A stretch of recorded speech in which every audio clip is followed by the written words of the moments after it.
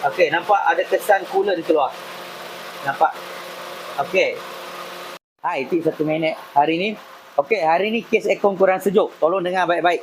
Okey, siapa yang ada masalah kes aircon kurang sejuk, dah pergi buat macam-macam tapi tetap kurang sejuk. Okey, contoh ada Saga hari ni, jom saya tunjuk. Suhu last dia 10 darjah Celsius. 10 je. Normal untuk Saga ni, dia mesti bawah pada 8. Paling tak pun 5-6 darjah Celsius dalam tangan. So, kenapa dia tak drop? Ni saya nak tunjuk. Jom next ni.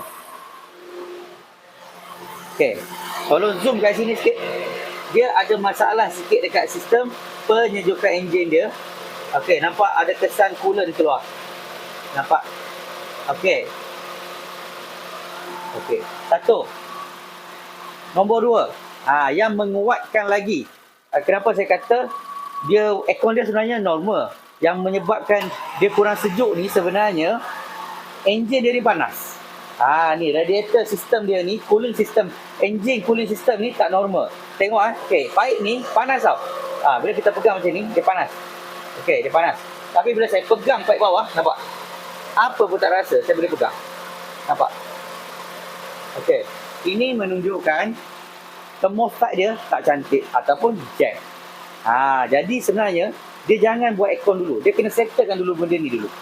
Dia kena settle cooling system engine ni dulu, baru dia boleh settle aircon. Kalau dia settle aircon dulu, masalah dia akan tengok apa tak jadi. Kenapa tak jadi?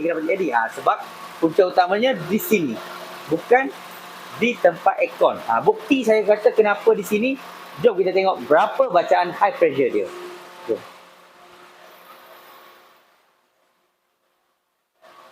Okey, bacaan high pressure dia lebih 200.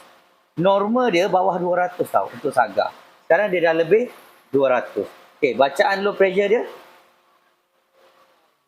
cantik. Bacaan low pressure dia bawah daripada 40, 30-40 lah. So nampak bacaan low pressure dia cantik. Gas kita cukup lah, tak ada masalah. Tapi bacaan high pressure dia agak tinggi. So nampak tak? Di sini anda buatlah aircon macam mana pun, kalau tak settle bahagian cooling system engine, memang tak akan settle masalah anda. So kalau siapa yang ada masalah yang sama, tolong cek dulu part yang saya tunjuk tadi. Kalau tak settle juga, boleh bawa datang jumpa kami di Fizi Motorsport Sunway Pro. Sebab hari ini settle.